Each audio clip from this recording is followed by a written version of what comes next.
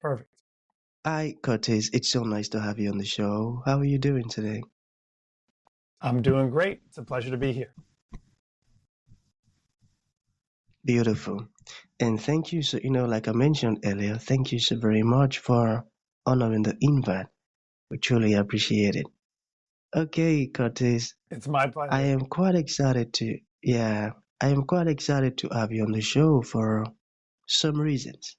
All right. Firstly, my interest in knowledge seeking, because I believe in order to transition from a chaotic situation to that of a beautiful one, it takes the application of knowledge, quality information. And you see, Curtis, ever since I discovered that light in the Hebrew means knowledge, in darkness means ignorance. Oh, I've been so keen to knowledge seeking because I do not want to remain in the dark.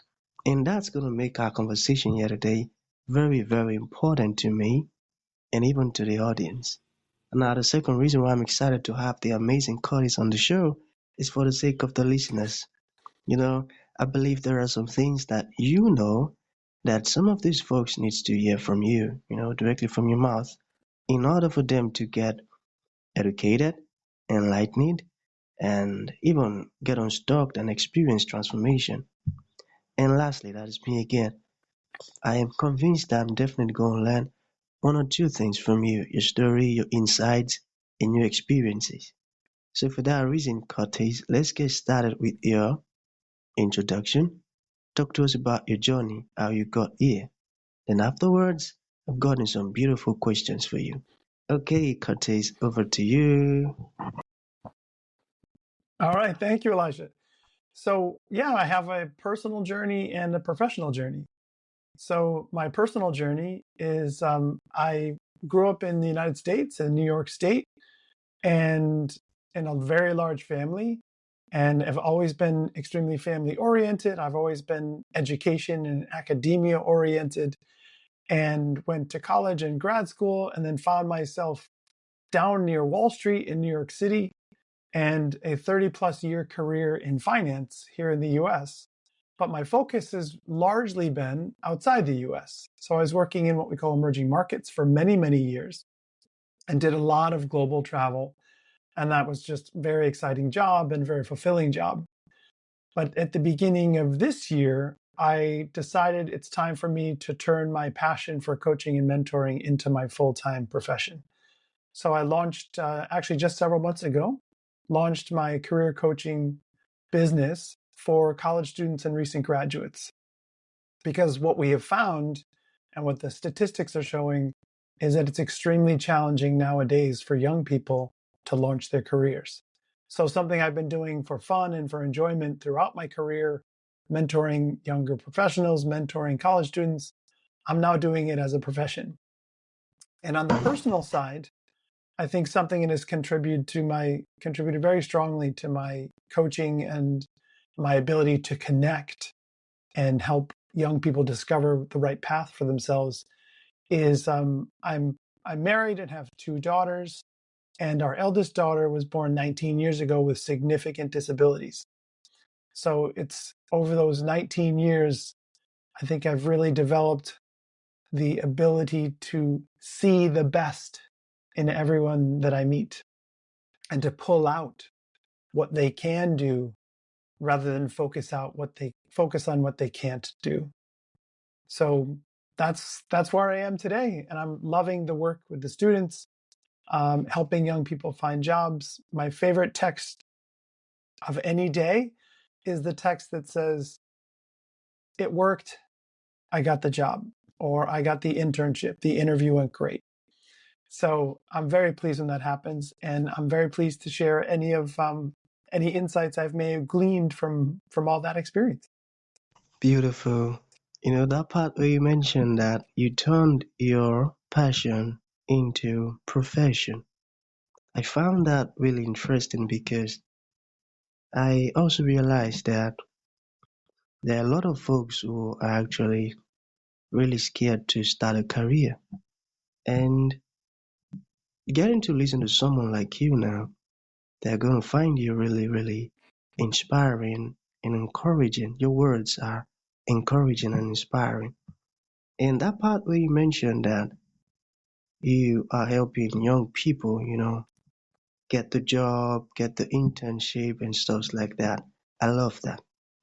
So that's going to lead to the very first question. Okay. Are you ready? Sure, Okay. I'm ready. So, yeah, what can students do to beat the job search odds?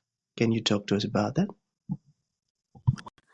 Absolutely. So the job market has changed so dramatically since I graduated, a few decades ago. The biggest change, there's two really important changes, and I wrote an article that I posted on LinkedIn. If your listeners have access to LinkedIn, two major things have happened that have kind of put young people in a vice. In the job market, every job that's posted, because jobs are posted on the internet now. That wasn't the case when I graduated from college. There was no internet. But every job is posted on the internet now, which means everybody around the world sees the same job opportunity at the same time.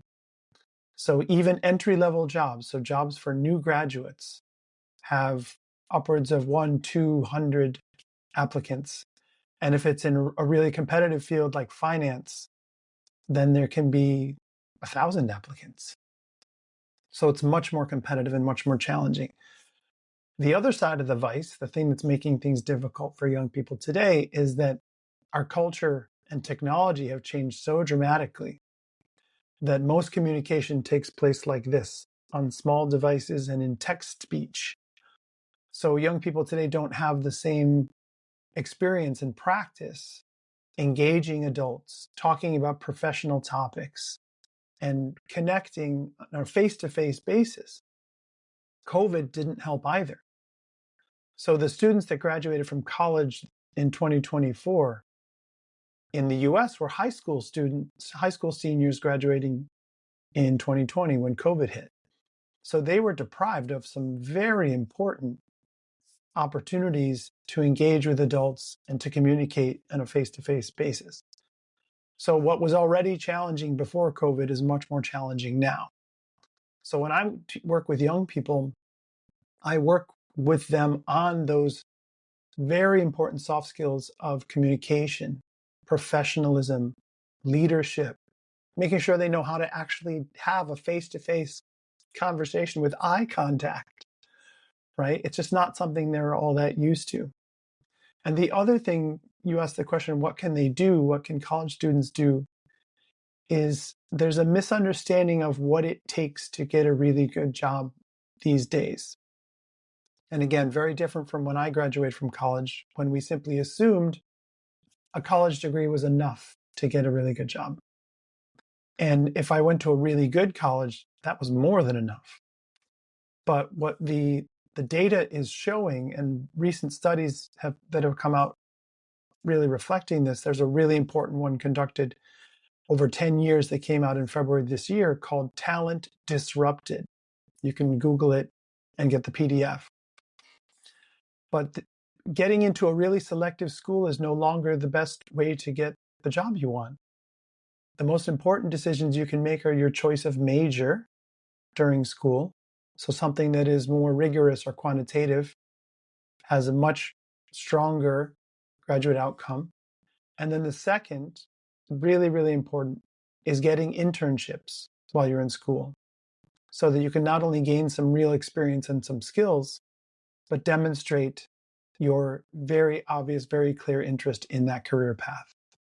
So that was a lot of information, but I hope that's helpful. I was about to say that because, Curtis, there is a difference between information and important information. What you just gave out to us now is a very important information. And I tell you, some folks are paying money to get the stuff. So thank you so very much for sharing with us. It means a whole lot. Okay, we've talked about job search odds. Now let us talk about job interviews. Okay, there was a time one of my friend he was going for an interview and he already fumbled and acted as if, oh man, I'm definitely getting the job. I've written all of this stuff, and you guys congratulate me in advance. Can't you congratulate? Then we said, okay, congratulations in advance. Then Curtis, when he returned back home in the evening, and he was all moody and sad. Hey man, what went wrong? He said, I just didn't get the job. I didn't get a job. And I wrote it out well. I did everything well. Nah, nah, nah, nah. He was sad also. So now I wanted to ask, okay, can you share any strategy or strategies, to raise one's game in job interviews? Absolutely. This is a very, as you mentioned, very important topic. And it's where even highly qualified, very impressive individuals like your friend might fall down sometimes. So for me, the most important strategy for a successful interview and the most important combination of traits in an interview is what I call confident humility. Showing the confidence that you have the skills and the experience to succeed in the role, but the humility to recognize that you're young and you have a lot to learn and you would love to learn from people as impressive as you, and you would be honored to work for the company. And that combination comes across very well in interviews. Another thing that's very common is that people don't do enough research before their interview. Research on the company itself, and the individuals they're talking to. And nowadays on the internet, it's very easy to find out a lot about both. So you want to understand the business that you're talking to, understand the team that you're talking to, what they do and what you would be doing on that team. So you can ask very real questions. And the other thing is, it's incredible how much you can find out about the individuals who are interviewing you just by going on LinkedIn, for example, or other Google searches. And it's the key in an interview, and I tell people this all the time, it's important to remember that an interview is a social experience. An interview is not a math quiz. You don't get the job just because you answered all the questions correctly. You have to connect. You have to engage with the people across the table or across the screen and be memorable. So as I say, looking up the individual who's going to be interviewing you, and you find out, oh, they grew up in a town near the one I grew up in, or we went to the same school, it turns out. Or as happened very recently for me, we were both rowers in college. What a great coincidence. It's a wonderful conversation starter, and it builds a connection. And connections, after all, are what people need and what people seek. And if I'm going to hire someone to join my team, I not only want to know that they have the skills and experience and they're qualified, but I actually have a connection to them because they're going to be sitting 6 feet away from me and I'm going to need to ask things of them. So I want to feel something more personal. So I think the people who address it do the research, try to find connections, and then approach the job. It sounded like your friend went in with a little bit too much confidence and not enough humility. And finding that balance, striking that balance of confidence, because if I have confidence in me and I can show you that, you'll have confidence in me. But also humility. I don't think I'm smarter or better than you, and I'm not going to be a problem employee. I am humble enough to recognize I'm a junior person on the team and I have a lot to learn.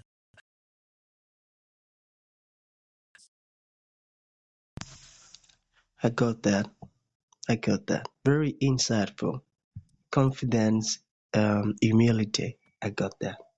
Okay. Let us talk about, you know, the caliber of graduate coming out of university. So what do you think companies are saying about this student, these Yes, people? and sure, very similar to what I was saying before about how the world has changed. When when employers are surveyed, the results are shocking, especially for someone in my generation. when they say things like the most important competency they're looking for, soft skill they're looking for in graduates is communication. It's basically across the board universal consensus. Communication is the most important to the employers. But they're only finding it in half of the students they interview. That gets back to what we're talking about, the lack of experience and practice having those conversations. The other stuff is much easier to address. That, you know, almost half of the students or more than a third of the students dress inappropriately. That's right. Too large a percentage uses inappropriate language. So those are easy to fix. The harder to fix is that practice communicating. And what I find also, and it's a shame it doesn't seem to be as taught in schools as much as it needs to be, is not only formal writing but also professional and formal, personal communication. So spoken communication, public speaking. That used to be a big deal. It's no longer as available on college campuses anymore. I'm not sure why. But anyone I talk to, I encourage them to restart that, to start training their college students to be ready for those job interviews through public speaking, through written communication. It's, not everything in this world is going to be abbreviated texts or Snapchat. Right? That's not how the professional world operates. And we're not training our young people to be ready for the professional world when it comes to communication. That's right. I got that. You know, I had actually had a friend like that. She's very good in reading communication. But when it comes to, face to face stuff, very shy, I get it, I get it. Yeah. So, And I it tell has, people all the time, there's a yeah, lot of shy people in the world, a lot of happy, mm, successful, shy people in the world. It's just not all that helpful in an interview. So you want to yeah, practice remembering that it's a social experience and you want to engage as much as you can and try to get over that shyness, at least for the interview. that's right. Please help me with the word again. Is it confidence in humility or Co- confidence humility? Confident humility. Okay, confident humility. I got it. I got it. I got it. Yes. All right. So you mentioned your amazing daughter, and what's her name?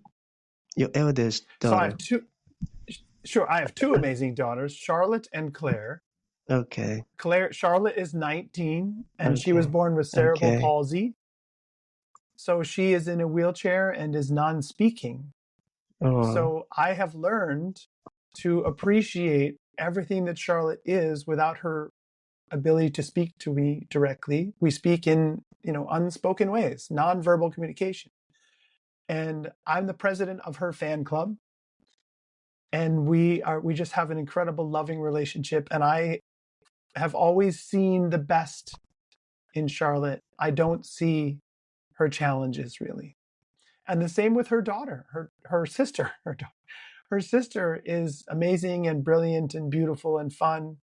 And she's a teenager, so it's challenging sometimes. But I always try to see the best in her in, and recognize that she is an independent human being. She's not me. She's not my wife. She's her own person, and I need to let her grow in her own way. So I've learned a lot about that in the past almost 20 years. And I think that makes okay. me a better coach. Yeah, yeah, it does. So I wanted to ask, what advice do you have for parents with um children who's got disability and all of that? Sure. And I appreciate that question. And for us, it was our first child. So it was very, very hard at the beginning. But my number one recommendation, my number one bit of advice for families who encounter those challenges is that your life is not over. Your life will get back to perhaps a different place, but it can get back to a loving, wonderful, exciting, optimistic place. It's just going to be different from the one that you expected. There was a book that came out called Different Dream Parenting. And I think that's a really good phrase, that it's not the plan that you originally had, but it doesn't mean it can't be great.